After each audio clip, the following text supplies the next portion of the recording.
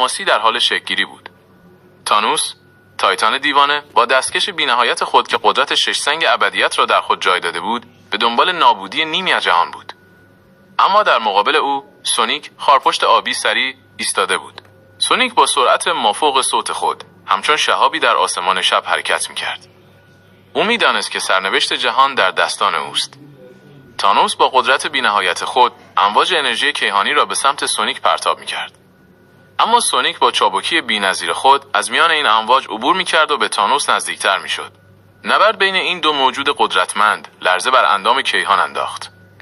ستارگان خاموش شدند و سیارات به لرزه درآمدند.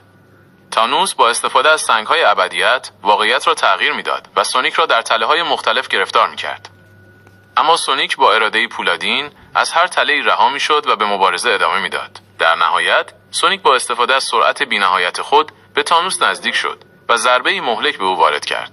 دستکش بی‌نهایت از دستان تانوس جدا شد و سنگ‌های ابدیت در فضا پراکنده شدند.